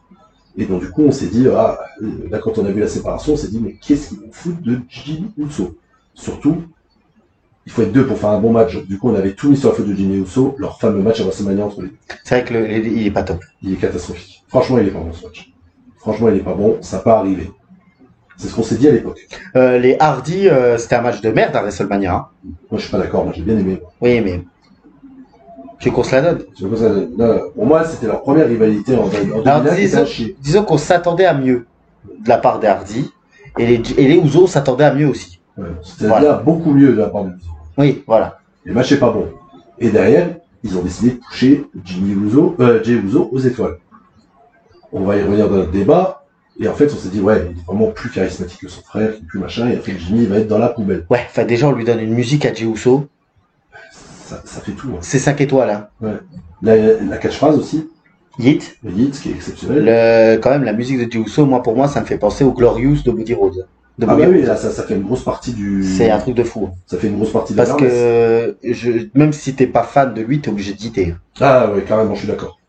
Et en fait, on s'est vite rendu compte que quand on donne le Rumble, c'était déjà un peu controversé. Moi, j'étais pour. Ah, moi, j'ai bien aimé. Hein. Ouais. J'ai adoré. Moi, je trouve qu'il est bien booké jusqu'à Mania.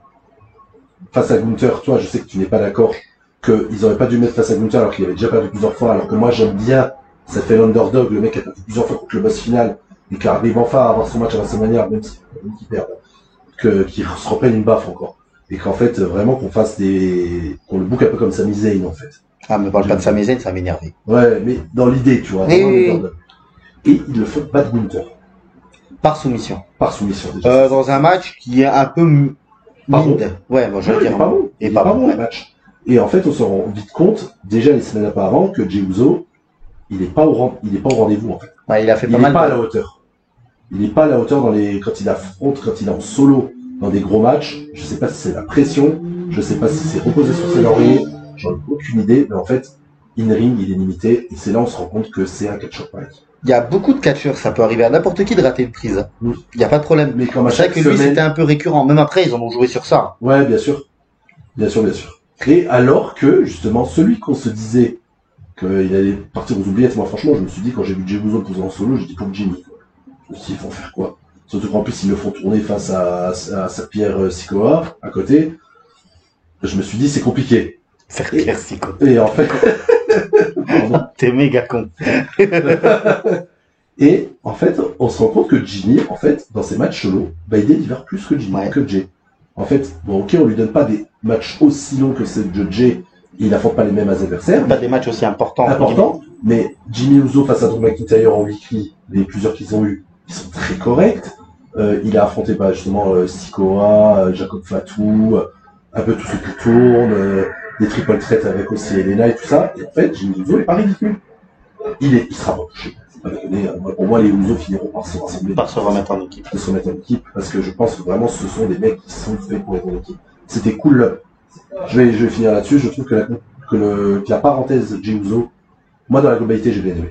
Ouais. Et qu'en fait, au niveau des chiffres, au niveau du personnage, et au niveau de la popularité des fans dans les arènes, je parle pas de Twitter, hein, les enfants. Je parle vraiment, parce que pour moi c'est deux mondes à part. Parce que oui, si vous regardez que Twitter, le prisme Twitter, ouais, Jey Uso c'est la dernière des merdes. Ouais, mais Twitter, faut pas regarder. Voilà, faut pas regarder. Mais quand on va dans le public, même là, car il a perdu son titre. Ça y est toujours. Les gens Ça sont y toujours est, contents de voir. toujours. Et là, même face à Cody Rhodes, c'était quand même sympa. Mais on sait que, pour moi, il a touché le titre une fois. Pour moi, le match de WrestleMania est mal booké. Ils ont pas dû booker comme ça. Est-ce que Gunther a eu envie aussi de se sortir les doigts?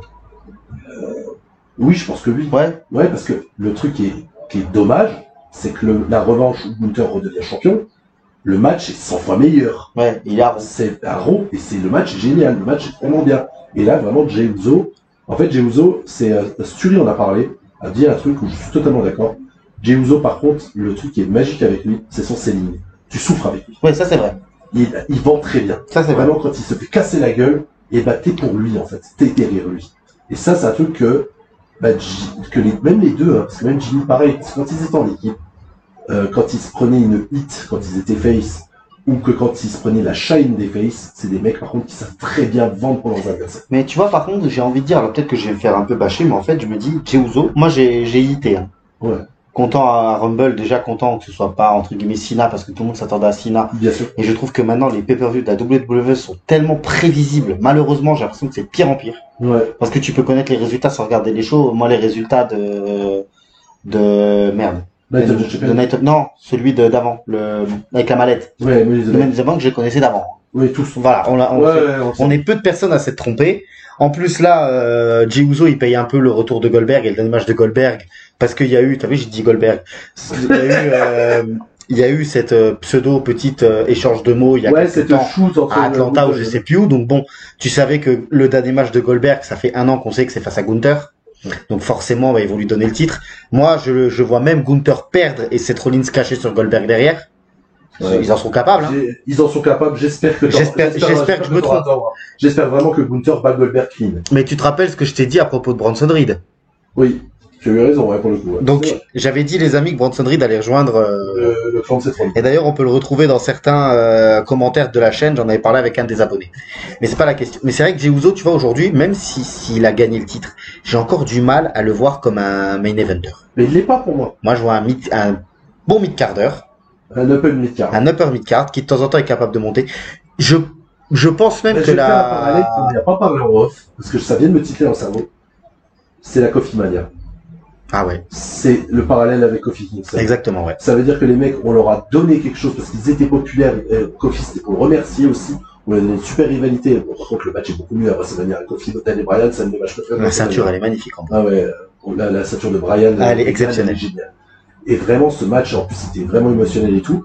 Donc, ils ont remercié un mec, là, ils ont aussi remercié un mec par rapport à sa popularité, et par rapport qu'il fait partie de la famille Roman Reigns, c'est qu'il a toujours été là, bon soldat, et qu'en fait, au bout d'un moment, il y a une grosse star qui revient, bah, en fait, votre règne, les gars... Oui, voilà, faut passer à autre chose. C'est Kofi Kingston, je rappelle, qui perd contre Brock Lesnar, Merci, j'allais dire. de la Fox, dans un match qui tient dans un gif. La Fox, elle veut le Brock Lesnar champion. Voilà. Dans un match qui tient dans un gif, catastrophe. Et là, ce qui est bien, c'est qu'au moins, Jey Uso perd contre Gunther, qui était son rival. Donc c'est quand même mieux, en soi, et dans un vrai match. Et là, tu peux avoir pour moi, vous ne reverrez plus Jey Uso autour du title shot pour le... oui, il y sera de temps en temps, mais il ne prendra plus le titre pour moi. Peut-être je me trompe, mais à mon avis, lui, ça a été une fois, et maintenant, c'est fini. Et puis, je pense qu'il va, comme tu dis, il va certainement revenir en équipe avec son pote, quoi. Ouais. Mais tu vois, finalement, on s'est pas, avec son frère, oui. Finalement, tu vois, on s'est pas trop tapé dessus, hein. Ouais, mais de rien, ouais. Non, parce que lui, mais moi, je trouvais que ça aurait encore eu plus d'impact si Jey Uso n'avait pas perdu 2 ou 3 fois contre Gunther avant de gagner le Rumble. Oui, alors que moi, j'aime bien le booking d'un peu de l'underdog où le mec, justement, il n'arrive pas à battre un certain Ouais, sauf que moi, en fait, avec la détermination, avec la foi, avec tout ça, et qu'il arrive enfin à le battre, même après plusieurs défaites, moi, j'aime bien. Parce que moi, l'underdog que j'attends gagner le titre, c'est pas Jey Uso. Non, c'est Sami Zayn. Sami Zayn, moi, c'est le dernier catcheur qui m'a fait pleurer. Ouais. Moi, t'as vraiment fait marquer. Non, j'ai pleuré. Ouais. Quand il perd contre Roman Reigns à Montréal, j'ai pleuré. J'ai versé une larme. Je me suis dit, ouais, putain, ils ont raté un truc. Alors après, bon, on va pas refaire toutes les rivalités. Mais ouais, moi, Sami Zayn, je pense que là, je reconnais, et beaucoup de nos auditeurs le disent aussi, qu'en ce moment, ils ont un peu de mal à suivre la WWE. Moi, tu le sais très bien, je lis les résultats. Voilà. Deux, trois reviews, mais je ne suis pas les shows. Sami Zayn champion, je me retape le show. Y a pas de problème. Là, ça peut donner un truc qui me remet un petit coup de pied au cul. Mais ouais, j'ai vraiment, d'un moment, la frustration sur ce mec-là, il faudrait peut-être passer à autre chose. Ouais, c'est bon. Déjà, à un moment, stop. Désolé pour ce petit aparté, mais vraiment, ça nous grave, quoi. Voilà.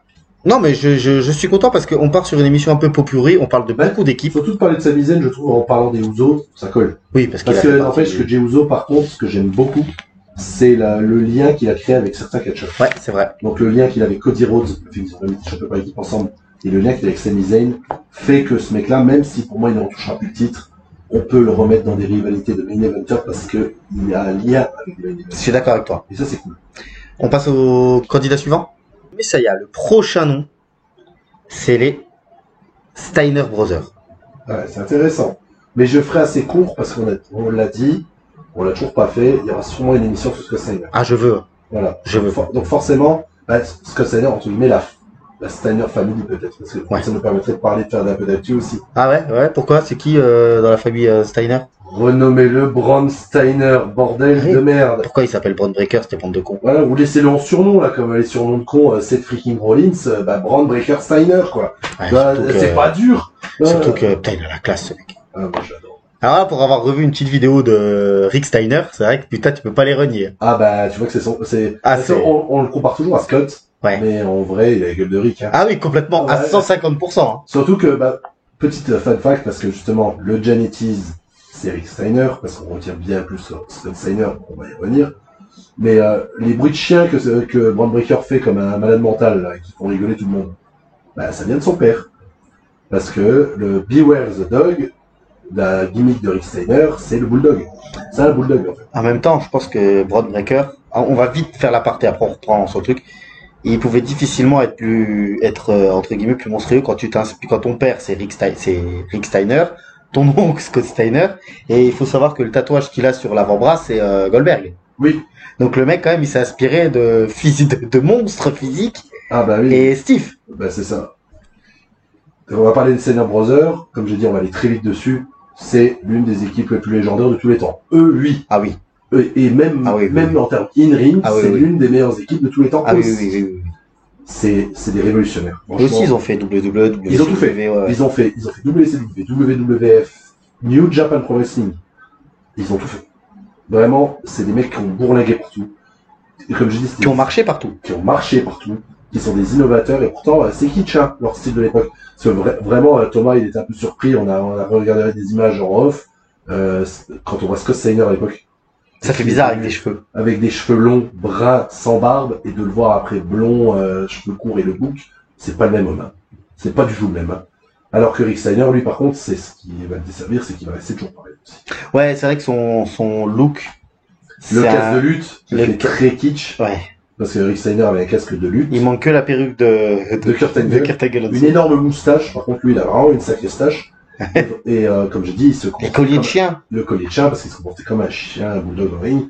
Les deux étaient en grenouillère, un peu à la Rob Van Dam, très coloré. Donc vraiment inspiration des années 80 et tout, c'est très fluo, très choses comme ça. C'est avec les yeux maintenant, c'est vachement criard. Ouais, c'est vrai. Mais par contre, vraiment dans le pur in-ring, ces mecs-là, ce sont des monstres. Ah, je suis d'accord. Et Scott Steiner, avant qu'il ne puisse plus bouger, comme tu le dis souvent, Je le dis malheureusement, ouais. ouais, il a popularisé des prises et il en a créé certaines. Par exemple, il s'est inspiré de la Luchador avec le Hurricane Rana. Tout le monde connaît le Hurricane Rana. Ben lui, c'est le Frankensteiner. C'est la prise porte son nom. Que Braun Breaker fait magnifiquement bien comme un grand malade mental. Non, c'est le Hurricane Rana, la troisième corde. Il a créé aussi le Screwdriver Pit Driver. Donc le tournevis, en fait. Il prend en souplesse. Pour vous dire, il prend en souplesse et il finit en sit-out tombstone. Ouais. Un driver. Prise ultra violente. Parce que les deux avaient vraiment des physiques de ouf. Rick Steiner plus tassé. Vraiment plus comment on dit Trapu. Trapu, pardon. Plus trapu, moins musclé. Et Scott Steiner, qui commençait.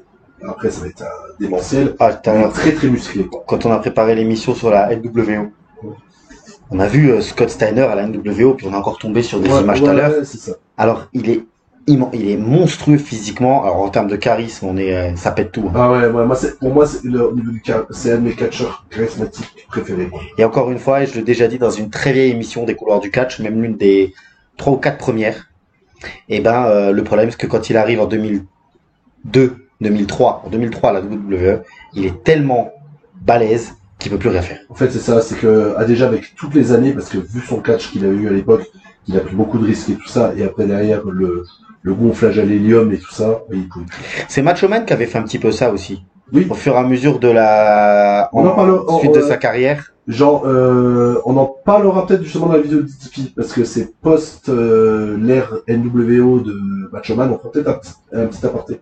Pour parler justement de son changement de personnage après la NWO de Macho Man, c'est Ah bah, parfait. Ou, on en parlera dans la vidéo de Macho Man, tu me diras.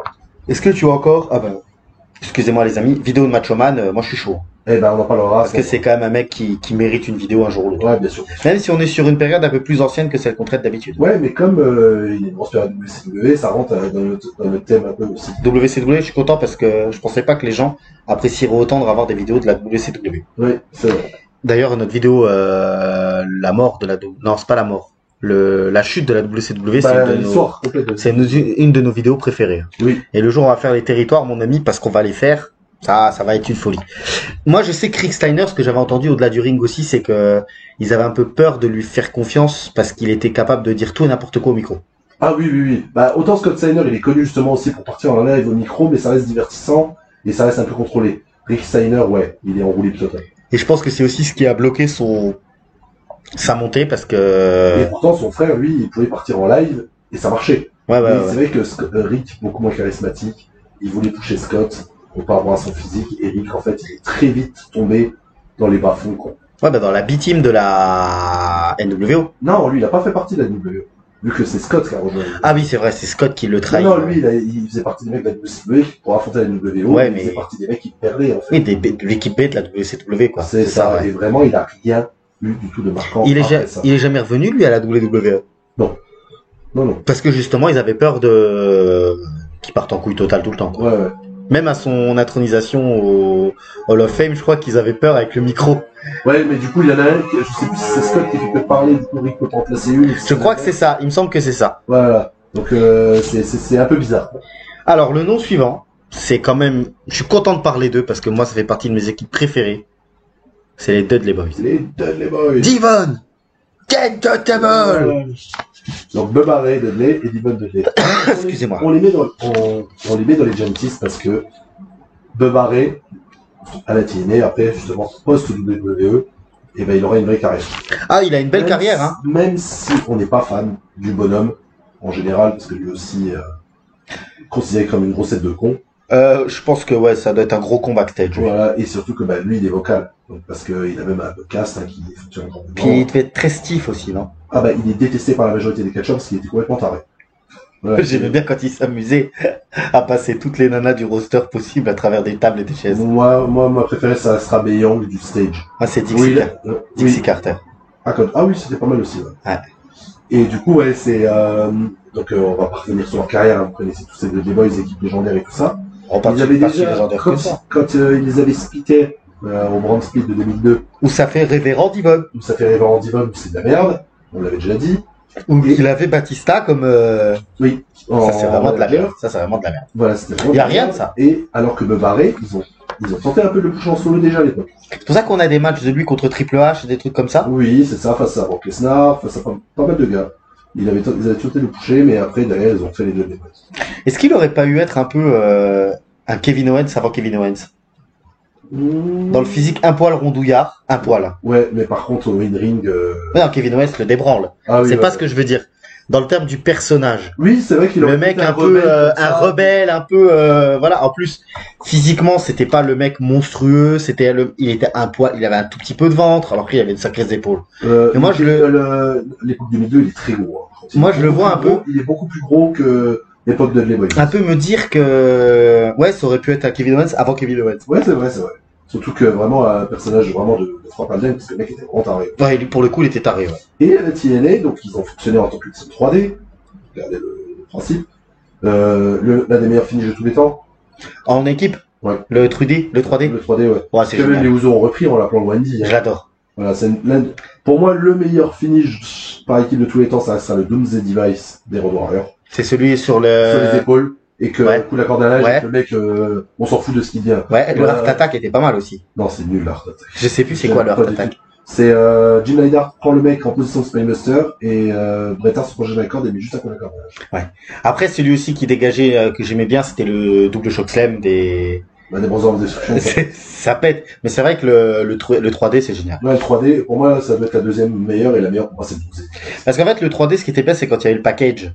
Va chercher la table. Ouais. Tu te retrouves avec le mec qui a la table. Mais ils ont que au ça, milieu. le prise mythique, le Waza. Le Waza et Ah oui, bah c'est. Oui. Voilà, le coup de boule de Devon dans les roubignoles de l'adversaire. Mais même leur taunt à deux. Oui, toute leur tune. C'était super, ça. Bien sûr. Et c'est pour ça que, à la TNA, ils ont décidé, de coucher de barrer. Et en fait, Devon va vraiment servir de serpillière pour le coup. Et lui, pareil, en fait, à chaque fois qu'il est en solo, Devon n'a jamais marché. Ils ont une rivalité avec. En fait, Bubba Ray tourne sur Devon pour créer le fameux clan qui est considéré comme l'un des pires clans de l'histoire. Ah, c'est Nate. Les SC Knights, ouais. Désolé pour mon. Un clan de motards, machin, dans l'ombre où tout le long Bubba Ray fait croire qu'il veut combattre les SC Knights parce que souvent c'est masqué, on sait pas c'est qui le leader et en fait il se révèle en étant le leader. Pour moi, le seul truc où ça a servi de bien les SC Knights, c'est la transformation de personnage de AJ Styles avant son départ. Ouais. Là, par contre, c'est très bien. Sting en costard aussi. Ouais. C'était là? Ouais, il était là aussi. Sting en costard, je crois. Ouais, Ça me rappelle. Lui qui était, je sais plus, genre général manager. Ouais, et puis. Et il me semble que c'est justement dans cette rivalité-là qui passe Dixie Carter à travers une table depuis les cordes, parce ils étaient en guerre avec l'autorité de la. Oui, c'est ça, et en fait, il prenait le pouvoir. Ouais. Et en fait, du coup, il a quand même eu une grosse carrière, il a été champion, TNA, plusieurs fois même. Il a continué à catcher en solo même dans les années récentes, où il faisait des apparitions à Impact, toujours, dans des fédérations indépendantes, alors que Devon poste on va dire, le lancement de la carrière solo de Bubba Ray. Il y a rien eu. Ouais, en solo, parce qu'après, je crois qu'il revient un coup avec Devon. De temps en temps, il revient avec lui, mais en fait, en solo, Devon Dudley n'a aucun palmarès. Et non, même pas un titre de merde. Rien du tout. Vraiment, Devon, ça a été un catcheur par équipe, point. Il n'a rien en solo, en fait. Mais de toute façon, j'avais entendu aussi il y a quelques temps, je crois qu'il est cassé de partout.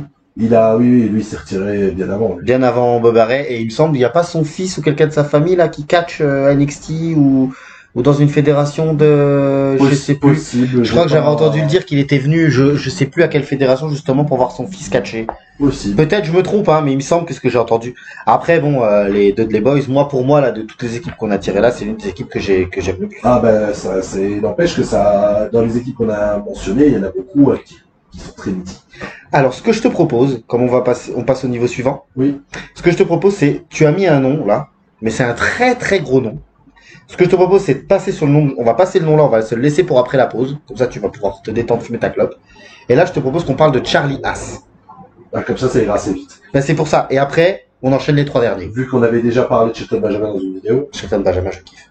Donc les mecs commencent en équipe justement avec grâce à Kurt Angle, donc la Team Angle, qui deviendra après la World Greatest Tag Team. Je le prononcerai pas, les amis. Voilà, c'est une équipe génialissime. Donc, les deux ensemble, ils ont une chimie terrible. En work rate.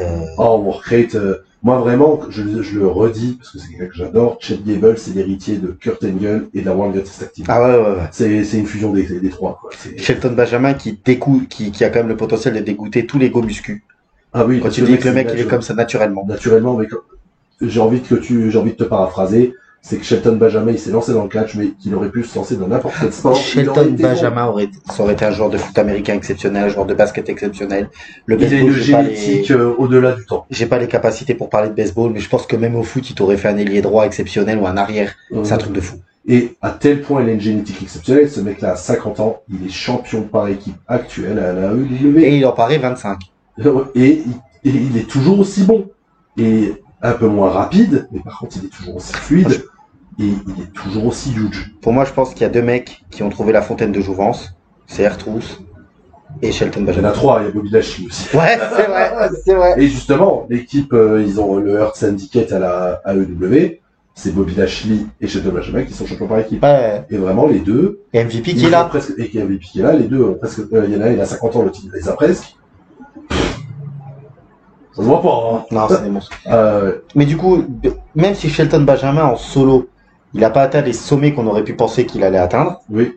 il a quand même une vraie carrière. Une vraie belle carrière. Il y a un truc qu'on se souvient, parce que justement, après la séparation d'équipe grâce au draft, ils y croyaient Shelton Benjamin, parce qu'en fait, il a cassé la gueule de Triple H 3 semaines d'affilée. 2 ou 3 fois. 2-3 fois d'affilée. Ça, c'est la folie. Allez voir ça, les amis. Ouais, allez voir ça, les ronds post-draft. Triple H, il pense qu'il va le dégommer parce que, en fait, quand Triple H se fait drafter, Shelton rigole. Oui, et c'est Triple ça. H lui dit, attends, je vais t'apprendre, gamin, ici, c'est pas n'importe qui. Il le bat 2 fois de suite, je crois. Oui, il le bat 2 fois de Et suite. c'est la folie. C'est génialissime. Derrière, très bon champion continental. Pour Ah, moi, l'un des complètement. meilleurs de l'ère De l'air là, ouais. de l'ère là. Gimmick un peu marrante avec la daronne. Ouais, ça, j'aime pas trop. Ouais, c'était. Il lui teinte les cheveux en blond. Ça, c'est après. Justement. Ouais, moi, je me rappelle Avec la daronne, il a les cheveux bruns. moi, je me rappelle qu'il rentre à un Rumble, il y a sa maman qui lui dit, va t'amuser, il a les cheveux blonds. Ah, il a déjà les cheveux blonds. En 2006, Parce que justement, après, les cheveux blonds, ça va devenir le Gold Standard. Ouais. Où ça va être un des mid-carders les plus solides, mais jamais ils vont le toucher plus haut. Ensuite, il va partir au Japon, Shelton Benjamin, où il va faire partie du Suzuki Gun, pour ceux qui connaissent. Donc, du gros clan de Minoru Suzuki. Ouais. Où il faisait pas tâche du tout. C'est Shelton Cross Benjamin, X Benjamin. Génialissime. J'adore, moi, Shelton. Il est revenu dans leur business. Il savait pas grand chose, mais c'était vraiment cool leur business. Grand ami aussi de Brock Lesnar. Ben, c'est son mentor. Ouais. C'est le mentor de Brock Lesnar, Shelton Benjamin. Ouais. Vraiment, lui, c'est un nom qu'on se souvient, et surtout que maintenant, il a un regain de carrière nouveau, où on l'utilise bien dans une autre fédération. Donc, tout bonheur pour lui. Ouais, je suis content. On a parlé de Shelton Benjamin, on a juste parlé de, justement, de Charias. Pourquoi il y a une telle Charias. différence entre les deux? C'est que lui, après la séparation de Shelton Benjamin, rien du tout. Déjà, c'est un très bon worker in ring, ça c'est indéniable. Par contre, un gros déficit de charisme. Et surtout que durant l'époque 2002, tout ça, il y avait encore beaucoup de star power. C'est vrai, c'est vrai. Triple H, des Goldberg, des Scott Steiner, des Rob Van Dam, des mecs qui pètent, quoi. Des Ouais, Shawn Michaels, puis- retour de Shawn Michaels, Chris Jericho, des gros mecs flamboyants. Et en fait, lui, il est blend, en fait, il a rien. Il a pas de gimmick. C'est le mec avec les cheveux avec des mèches Ouais, blondes, ouais, c'est ça? Bah, après, il a les cheveux plus courts, en fait. Ouais, je En sais fait, pas. il est blend, il a rien, il dégage rien, à tel point que pendant un moment, on parlait de la Charlie Ass Pop. Ouais, c'est quand il se passe rien. Il se passe rien, il n'y a pas un bruit, en fait, quand il y a il n'y a pas un bruit, les gens s'en foutent. Parce qu'il y a aussi un truc qu'on peut différencier entre les deux, c'est que Shelton, on l'a pas dit, il a un côté vachement sympa. Ah bah, il dégage une bonne T'as envie de router chez lui, t'as envie de router pour lui. Ouais, Alors que Charlie Haas, je le croise dans la rue, je sais même pas qui c'est. bah, c'est exactement ça, malheureusement pour lui. Alors que dans les rings, il était fou. Et du coup, la WWE, il a servi à rien. Il a servi de jobber. On lui a donné, quand on sait plus quoi utiliser des mecs, on aime bien lui donner un gimmick où il parodie d'autres catcheurs. C'est un des premiers à avoir fait ça, parce que derrière, il y a eu Damien Sandow qui l'a fait. C'était le meilleur, Il y a eu Damien Curtis, oui, il y a eu Curtis Saxel aussi, qui a été catastrophique. Et en fait, il imitait les catcheurs, il était dans des segments cringe où il était déguisé en Père Noël avec les divas, des trucs comme ça. Vraiment le pauvre Charlie Haas. Et au bout d'un moment, il a fini par se faire renvoyer. Il a un petit moment de gloire, bah, c'est la réunion de la World Greatest Tag Team à la Ring of Honor. Donc ça, c'était cool. Surtout qu'en fait, ils avaient des physiques petits. Ça, tu le dis dans la première émission, ouais. Ouais, du coup, je le redis, ils ont des physiques petits pour la WWE, mais en fait, quand ils se sont retrouvés à la Ring of Honor durant cette époque-là, en fait, ils font le double de tout le monde. Ouais, ouais. En fait, les deux étaient monstrueux. C'est juste que par rapport au Golgoth que de la WWE, bah, ça se voit moins. Et, bah, il n'y a rien. Malheureusement, Champias, ils l'ont fait revenir, ils l'avaient embauché un peu plus tard. Et pareil, pour rien en faire. Ce mec-là n'a, après son équipe avec Shelton Benjamin, on lui a rien donné. Et il a jamais rien. C'est triste. C'est dommage, mais bon, après, c'est Parce que dans le in-ring, par contre, c'est un excellent catcheur. Ouais, je suis d'accord avec toi. Mais, il a toujours la comparaison avec Shelton. Exactement. On passe au nom suivant? Oui. Mais ça y est, il nous reste 3 noms pour conclure cette émission. Oui. On est 1h10, j'aimerais bien qu'on finisse aux alentours d'1h30. En vrai, pour vous utiliser 2,5. 2,5, ouais, parce qu'il y en a 2 qui sont liés. Ouais. On va commencer par The Legacy. Oui, on va aller vite hein, par contre dessus. On va parler de Ted DiBiase. Même si j'ai quand même un truc à dire, moi, Ok. à propos de Cody Rhodes après. Voilà, on va parler de Ted DiBiase Junior.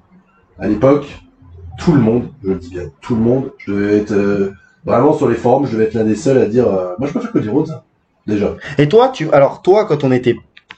me parlais de Cody Rhodes, t'as toujours kiffé la plupart des personnages de Cody Rhodes. J'ai toujours adoré Cody. Dashing, t'as adoré. Undashing, t'as encore plus adoré. Giga adoré. Stardust, t'aimais bien. Ouais, mais de là, même si lui chie dessus et que tout le monde a chié dessus, Et- je sais que c'était pas bien, mais moi j'aimais bien ça. Et Goldust, il est ma prise de finition préférée. Oui. Alors que Ted DiBiase, c'est vrai que physique de ouf. Ouais, il est beau. Physique de ouf. Déjà, il est plus grand. Plus grand, vraiment physique qui se rapproche de Randy Orton, pour le coup. Pour vous donner une idée, je trouve que Ted DiBiase, on est sur un physique de natation. Ah oui, ouais. De personnes qui feraient de la natation, je trouve pas le mot. Par De contre, nageur. Ouais, de nageur. Je vais faire encore un petit tacle, surtout qu'on va parler de ses phrases. Ted DiBiase rentre aussi dans le club fermé des Enzo Amore et Ryback et Matridel pour moi. Ouais, Ça, et en des vrai- Janetti. Et des Janetti. Ouais, non mais c'est que, ok, il avait un physique de ouf, il paraissait beau, mais si vous regardez son visage, pour moi, je vois l'air passer entre les deux yeux. Je suis assez d'accord.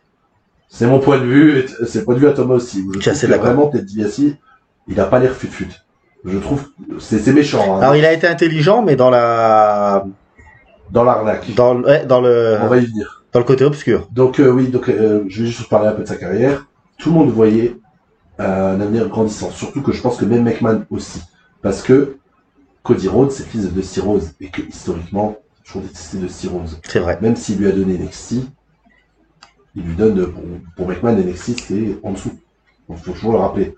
Donc, il a laissé quand même une legacy, la blague, et un héritage à Dusty Rhodes, mais au fond de lui, ça fait partie d'un de ses grands ennemis, quoi qu'il arrive. Virgil, Vincent. Voilà, alors que Ted DiBiase, ça a toujours été, même s'il a été à la WCW, Ted DiBiase, ça a quand même été un très bon soldat d'Israël, mine de rien. Puis quand il va à la WCW, il catche déjà plus, de toute Ça façon. catchait déjà plus, voilà, il allait prendre du pognon, il s'en servait pas Ted Puis DiBiase. je pense que Et en plus, Ted DiBiase a accepté de coucher Austin. c'est exact. Alors, tu me fais chier Par parce que contre- c'est ce que j'allais dire. Par contre, je fais un errata, son dernier match, c'est pas face à Austin. D'accord. C'est juste qu'il est dans la dernière, avant de partir à la WCW, il est en rivalité avec Austin parce que c'était manager d'Austin. Et c'est la rivalité Savio Vega, Steve Austin. D'accord. Le dernier match de Ted DiBiase, si je dis pas de bêtises, c'est un match Viking, Ok.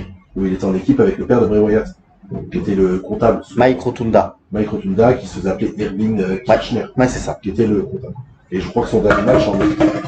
C'est rien. Donc, je voulais juste me rattraper sur ce que la connerie que j'avais dit. T'inquiète, on a un commentaire qui nous a remis sur certains petits points d'erreur qu'on a pu faire. Oui. Je l'ai épinglé pour que les gens puissent regarder, donc voilà. Top. J'aime bien quand vous faites ça, les enfants. Bah, c'est exactement ce qu'il nous dit dans les commentaires. Sinon, on n'est pas parfait. Non, puis de toute façon, on l'avait dit sur la NWO qu'on ferait des erreurs.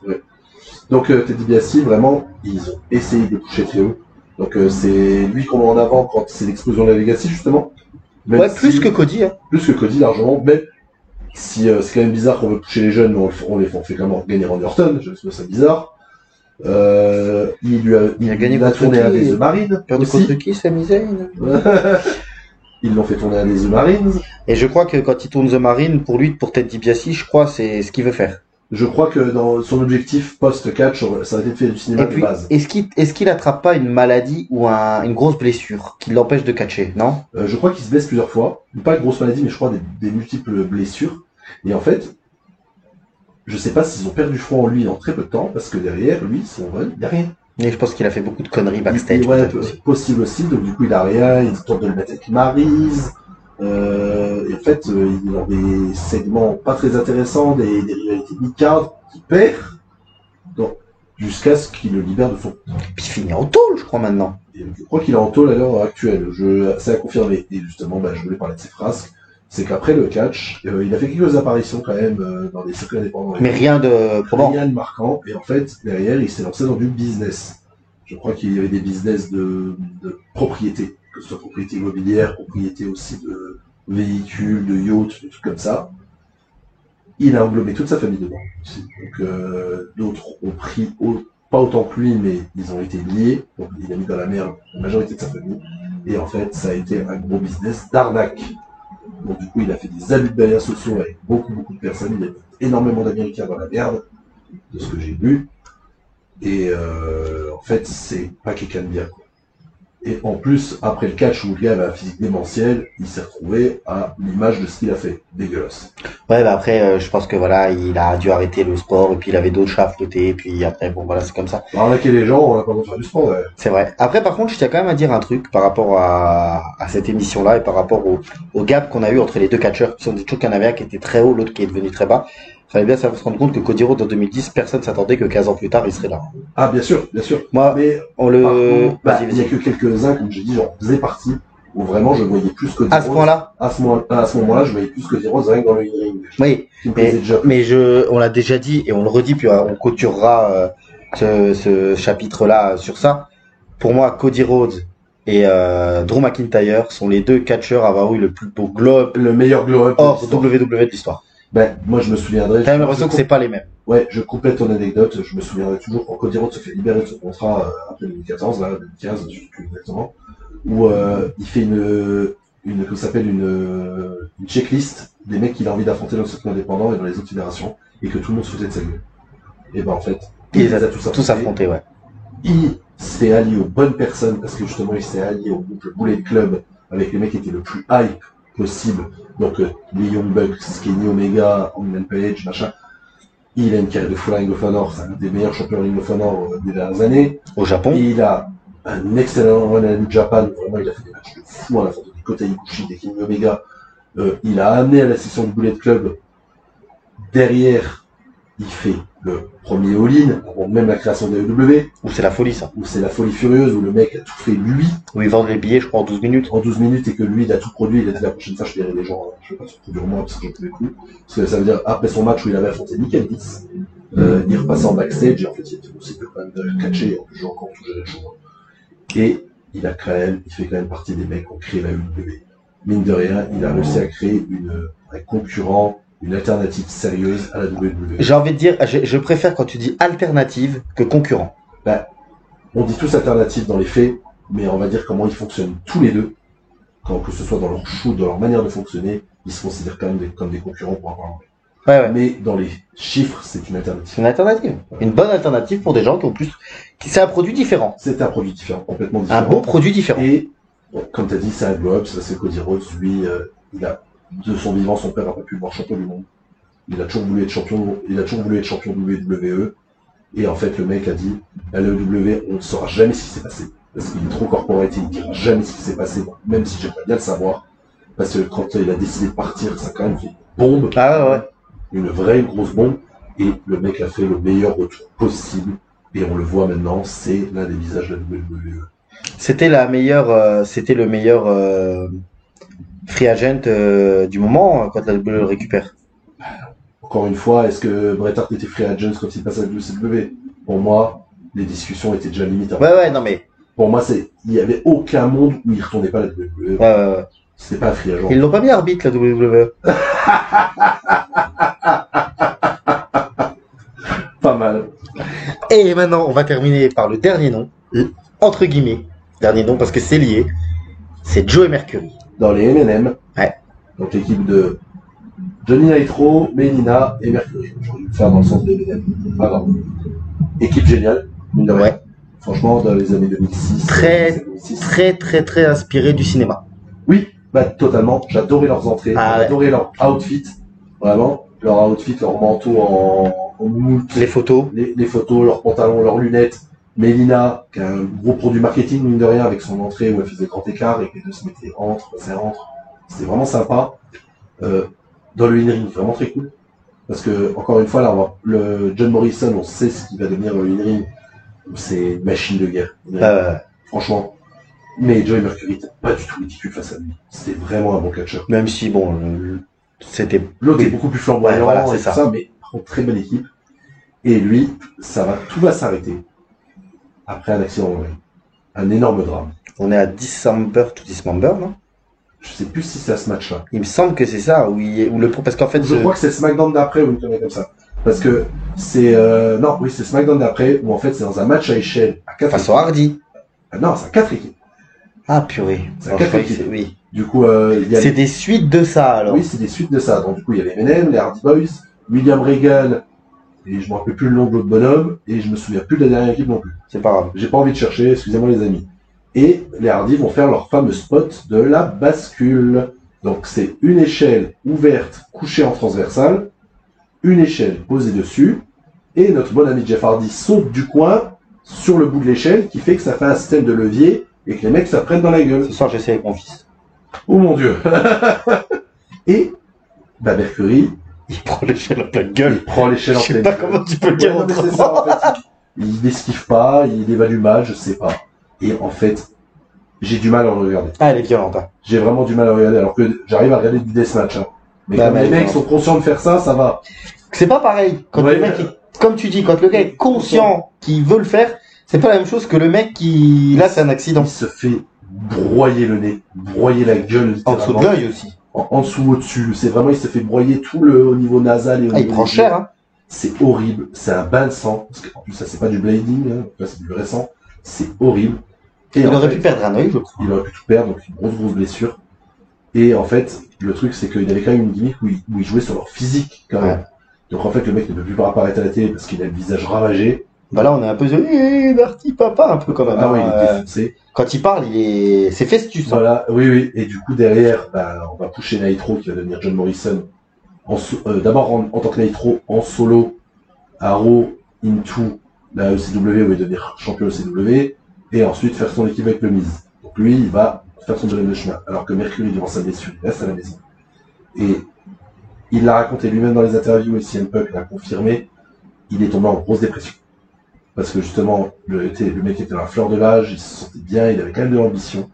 Et en fait, il va tomber dans l'alcool, la drogue, le painkiller aussi, parce que même si maintenant ça va, hein, ça se voit plus sur son visage, mais il a plus très cher quand même.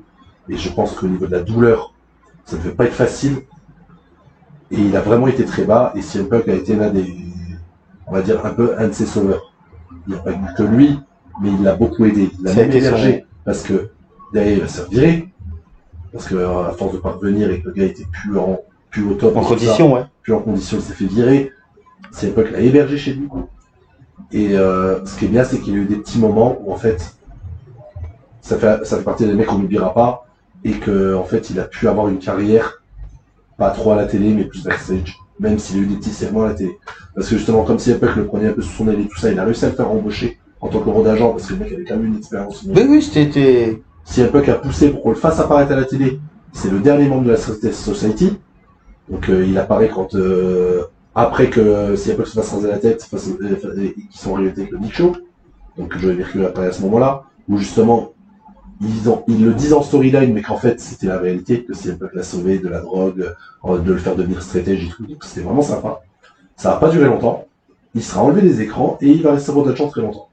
Et il aura un dernier truc à la télé que j'ai vraiment trouvé très très cool, et je pense que t'as bien aimé aussi. Ah, j'ai adoré. C'est dans le run de Seth Rollins.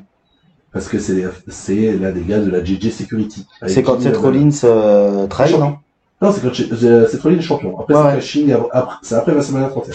C'est ça. Et du coup, il s'arme dans l'autorité de bodyguards, et qu'en fait, c'était deux mecs road agents qu'on voyait très souvent, hein, qui séparaient les mecs dans les beatings, les batailles. Donc deux mecs qui avaient pris leur retraite, donc Jimmy Mercury et Jimmy Noble. Les gars font la moitié de cette folie, parce que ça a toujours été un peu avec des cruiserweights, ils sont un peu petits. Et j'ai trouvé ça génial. Je trouvais que la chimie entre les trois, et que les gars, ils en prenaient plein le cul. Ouais. C'était très rigolo. Jimmy Noble, c'est celui c'était Sheamus, non? Oui, c'est Sheamus qui le termine sa carrière à la télé. Exactement. Et c'était vraiment très cool de les revoir dans le ring, de les avoir à côté de cette Rollins. Ils sont très rigolos. avec leur petit costard et tout ça, et de les voir se faire déboîter par les adversaires de Seth Rollins. Quand il y a le Brock. Quand Brock Lesnar les défonce, c'est exceptionnel. Vraiment, il balance comme des poupées.